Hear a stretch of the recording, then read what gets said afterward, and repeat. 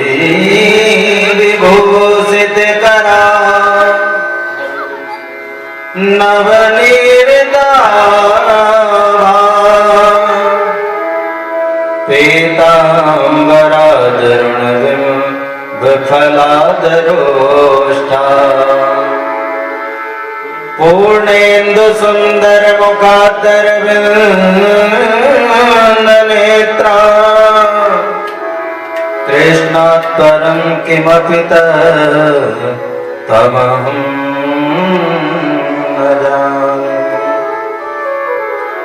कान्तिः सिताम्रशितनिन्दितसारिदेन्दु यत्रैकतो विलसितामशिताङ्गशोभा वृन्दावनेऽपि कृतया मुनिगाङ्गसङ्गमं राधामुकुन्दयुगलं तदहं नमामि। अतुलित बलधामं हेमशैलाहृदेहं तनुजबल कृशानं ज्ञानिनामाग्रगण्यं सकल गुण निधानं वानराणामधीशं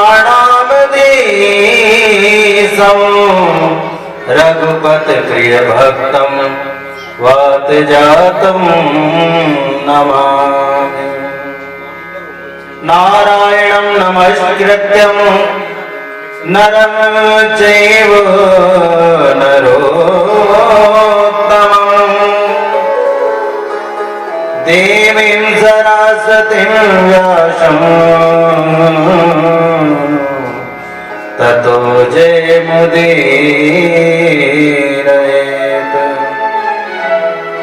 कूजन्तं राम रामेति मधुरं मधुराक्षरम् आरुह्य कविता शाखां वन्दे वाल्मीकिकोकिलम्। भक्ति भक्त भगवन्त गुरु चतुर्नाम बपुएक इनके पद बंदन कियो नासहु विघ्न अनेक। जय जय श्री राधारमण जय जय नवल किशोर जय गोपी चित चोर प्रभु जय जय माखन चोर। जड़ चेतन जग जीव जत सकल राम में जान बन्नहु सबके पद कमल सदा जोर जोग पान। बोले वृंदावन बिहारी लाल की जय। बोले राधा रानी सरकार की जय। बोले यमुना महारानी की जय। बोले अयोध्या धाम की जय। बोले हनुमंतलाल जी महाराज की जय। बोले यमुना महारानी की जय। बोले गंगा महारानी की जय। बोले संत समाज की जय। बोले राघवदास महाराज की जय। जय जय श्री राधे जय जय श्री राधे जय जय श्री राधे। बोले द्वारकाधीश भगवान की जय जय।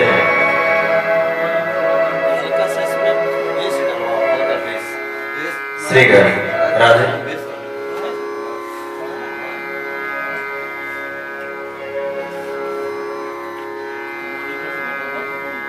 परम मंगलमय परात्पर अखिलेश्वर सकल जगत नियंता अकारण करुणा वर्णाले भक्त वंशा कल्पतरो श्री पीताम्बरधारी श्री कृष्ण लाल की वांगमय प्रतिम मूर्ति स्वरूपा श्रीमद् भागवत को प्रणाम करते हुए जीवन में भगवान को अगर प्राप्त करना है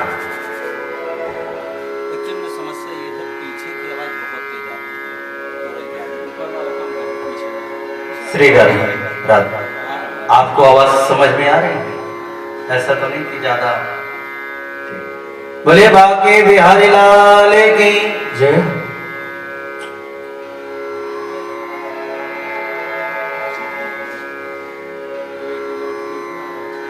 श्री राधे। भगवान की विशेष अनुकंपा है कि हम सब भागवत श्रवण करने के लिए यहाँ पर इकट्ठा हुए। जीवन में अनेक प्रकार की परिस्थिति आती है, लेकिन कहते हैं कैसी भी परिस्थिति जीवन में आए पर रघुनाथ जी का नाम कभी विसारना नहीं चाहिए। ऐसा नहीं कि केवल दुख में ही भगवान को याद करो। अगर सदैव स्वार्थ से अपने आप को जोड़े रहोगे तो भगवान कभी मिलने वाला नहीं है, क्योंकि स्वार्थी के पास भगवान कभी नहीं आता है। महाभारत का युद्ध हो रहा था, स्वार्थी कौन थे? कौरव। भगवान की नारायणी सेना ले ली, लेकिन भगवान स्वार्थी की ओर नहीं गए, भगवान परमार्थी की ओर गए। और परमार्थी कौन है? अर्जुन। युधिष्ठिर परमार्थी है, संतोषी है। अगर 5 गांव दान में दे देते तो इतना बड़ा महाभारत नहीं होता। लेकिन अब स्वार्थ कहां से नहीं आए? जिसका मन कभी निर्मल नहीं होगा उससे कभी भगवान मिलने वाले नहीं है। और निर्मल हो भी कैसे भाई? बोले महाराज ऐसे बड़ी ठंड पे कथा रख ली है। भगवान के नाम के लिए अपने शरीर को इतना तपा दो, क्या ठंडी क्या गर्मी। देश के सैनिक होते हैं बॉर्डर पर लगे हैं, जहां पर 40 डिग्री सेंटीग्रेड वहां का तापमान होता है, जहां पर हाथ खोल दो तो गल जाए। ऐसी स्थिति में भी उनमें कितनी लगन है कि वह अपनी देश सेवा के लिए, अपनी जान को न्यौछावर करने के लिए उस सीमा पर खड़े हैं। जब हमारे भारत के लाल वहां पर खड़े हो सकते हैं अपनी इस वसुंधरा की लाज को बचाने के लिए, तो हम यहाँ पर आकर भगवान की कथा का ही पुनः श्रवण करें। लेकिन भगवान भी बहुत, जो सारी सृष्टि को नचाता हो उसे हम कैसे नचा सकते हैं? भगवान भी कहता है भैया तुम भी दूर ही रहो, हमारे पास आओगे कहीं अच्छे हो जाओगे तो हमारे स्वर्ग की जगह ना भर जाएगा। इसलिए वो भी अपने से धक्का देता रहता है। आप आने की कोशिश नहीं, भगवान भी अपने आप को आपकी तरफ ले नहीं जाएगा। क्यों? जैसा खाओगे अन्न वैसा होगा मन। अब अन्न तो किसी का खा रहे हो और काम किसी का कर रहे हैं, तो भाई रघुनाथ जी कहीं ना कहीं तो उसका असर दिखाएंगे ही दिखाएंगे।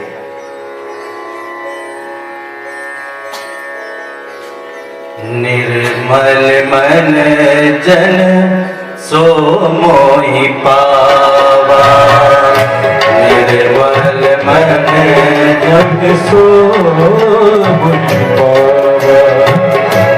मोहे कपट छल छेद न भाव, मोहि कपट छल छेद न भाव। भगवान ने लंका पर विजय की। कहां पर? लंका पर। विजय के पश्चात सभी बानर, सभी ऋक्षराज, जितने भी भगवान के सहायक थे, सभी भगवान के पास उनके संग पुष्पक विमान में बैठकर अयोध्या आ गए। कहां आ गए? अयोध्या।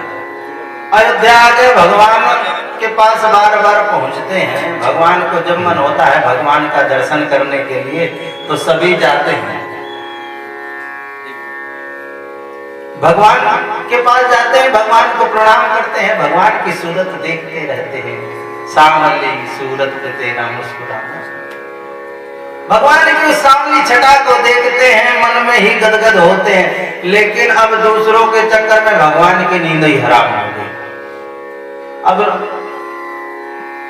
देखा कि विभीषण जी आए, प्रणाम किया, भगवान के पास कुछ देर बैठे रहे। विभीषण जी गए तो सुग्रीव जी आ गए, सुग्रीव गए तो जामवंत जी आ गए, जामवंत जी गए तो अंगद आ गए।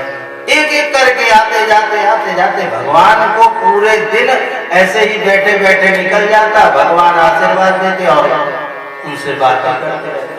हनुमंत लाल जी ने मन में विचार किया कि भगवान आराम नहीं कर पाए, और भगवान आराम नहीं करेंगे तो भगवान के स्वास्थ्य में भी फर्क पड़ेगा। भक्त की बुद्धि तो है। तो उन्होंने कहा क्या किया जाए, तो उन्होंने दरवाजे पर एक स्टिकर लगा दिया। क्या? निर्मल मन जन सो मोहि पावा, निर्मल मन जन सो मोहि पावा। मोहे कपट चल, मोहे कपट चल, छेद न पावा, निर्मल मन जन सो मोहि पावा, निर्मल मन जन सो मोहि पावा, मोहे कपट छल छिद्र न भावा। बोले भाई, जिसका मन निर्मल हो वही मंदिर के अंदर जाएगा, भगवान के दर्शन करेगा, नहीं बाहर से ही गेट आउट। अब विभीषण जी आए अगले दिन, जैसे ही भगवान के पास जाने को किए, हनुमान जी पलट के देखे विभीषण जी की क्या बात है। हनुमान जी बहुत तेज गर्जना कर रहे हैं। बोले ऐसा है महाराज, ये दीवार में कुछ लगा है, इसे जरा पढ़ लीजिए, आप पढ़े लिखे मालूम होते। उन्होंने कहा निर्मल मन जन सो मोहि पावा, मोहे कपट छल छिद्र न भावा। अगर मेरा निर्मल मन होता तो मैं अपने भाई को मरवा थोड़े ही देता। तो बोले क्या करें, आपका मन निर्मल नहीं है? तो बोले भैया कहीं ना कहीं शंका है। तो बोले आप ऐसा करो, गेट के किनारे खड़े हो जाओ चुपचाप। बोले अब तो भगवान को आराम मिलेगा ही मिलेगा। सुग्रीव आए, सुग्रीव ने जैसे ही जाने किया, हनुमान जी ने कहा ओ महाराज। बोले क्या है? बोले कुछ लिखा है। जब देखा तो निर्मल मन जन सो मोहि पावा। सुग्रीव जी भी सोचे मैंने भी अपने भैया को धाम पहुंचाया था, वो भी किनारे आ गए। अंगद भी आए, अंगद ने भी देखा। बोले अगर राजा का लोभ नहीं होता तो मैं चाचा के संग अपने लगा नहीं होता। वो भी किनारे आ गए, कोई अंदर नहीं जा पाया। अब जब काफी समय हो गया तो हनुमान जी महाराज को खुद बड़ी लालसा हुई कि मैं ही भगवान के दर्शन कराऊं। जैसे ही अंदर जाने लगे तो सभी ने आवाज दिया, ओ महाराज, सबको उपदेश दे रहे थे निर्मल मन जन सो मोहि पावा, मोहे कपट छल छिद्र न भावा। अरे आपका निर्मल मन कहाँ है? आपका निर्मल मन कहाँ है? आप क्यों अंदर जा रहे हो? आप भी बाहर आओ। उन्होंने हाथ जोड़कर कहा, अरे भैया मेरे हृदय में तो मेरी माता बैठी है, और जिसके हृदय में रघुनाथ जी माता जी बैठे हैं उसका मन तो निर्मल हो ही जाता है। गोस्वामी जी कहते हैं, जनक सुता जग जननी जानकी, जनक सुता जग जननी जानकी, अतिशय प्रिय करो नाम दाने की, अतिशय प्रिय करो नाम दाने की। अरे मैं माता को चाहता हूँ, माता की सेवा करता हूँ, माता के चरणों की वंदना करता हूँ, और माता के हृदय में तो मेरे रघुनाथ जी बसे हैं। और जब मेरे रघुनाथ जी मेरी मैया के चरणों, मेरी मैया के हृदय में है, तो मैं तो अपनी मैया की सेवा करता हूँ। आगे तो स्वामी जी कहते हैं, ताके पद कमल मनाओ, ताके पद कमल मनाओ, जा पाने रे मल मन पाओ,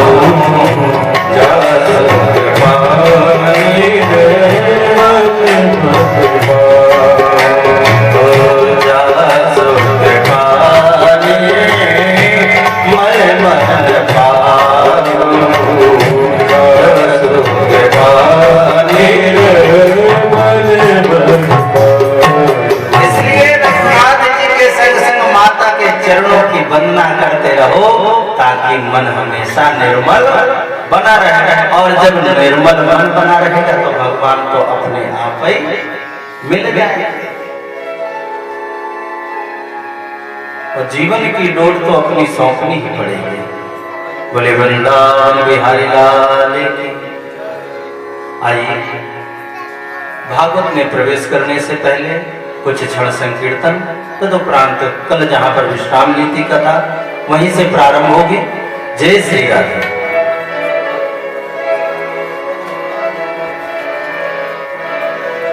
श्री राधे। हमारे भैया भी यहाँ पर आए हैं, बहुत अच्छे जो है रामचरितमानस के और भगवान के कीर्तन के बहुत अच्छे मूर्धन्य कलाकार हैं। रघुनाथ जी की इन पर बड़ी विशेष कृपा है। अरे जो अपने शरीर की सेवा से ज्यादा भगवान की राग की सेवा करता है उसी का अनुराग भगवान से हो जाता है और भगवान की प्राप्ति उसी को हो जाती है। बोले बाके बिहारी लाल की जय। हम तो इनके सामने बालक हैं, हम तो भैया का नाम सुनते रहते थे। आज दर्शन भी इनका भी बड़े दिनों बाद दर्शन होता है। बोले बाके बिहारी लाल की जय। अरे जय राधे राधे गोविंद गोविंद राधे राधे राधे गोविंद गोविंद राधे राधे गोविंद गोविंद राधे राधे राधे गोविंद गोविंद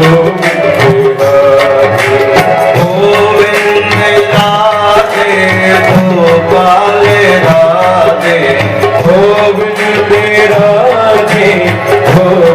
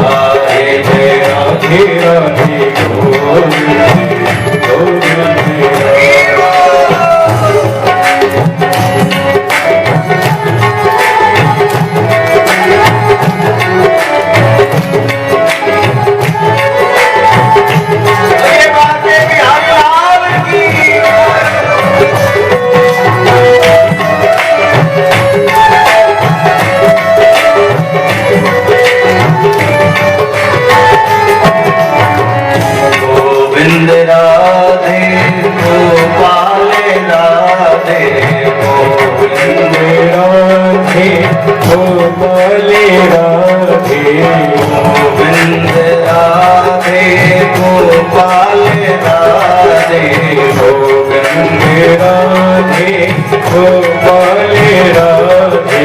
राधे राधे गोविंद राधे राधे राधे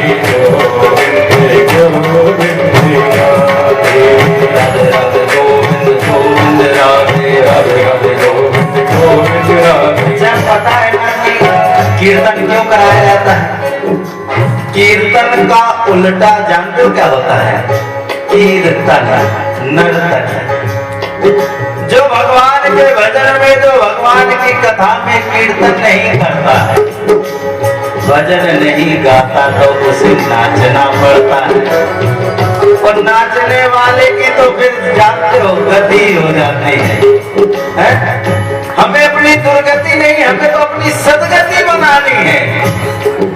इसलिए भगवान के भजन में, कीर्तन में दोनों हाथ उठा के ताली बजाते हुए भगवान का कीर्तन राधे राधे गोविंद गोविंद राधे राधे राधे गोविंद गोविंद राधे राधे गोविंद गोविंद राधे राधे राधे गोविंद गोविंद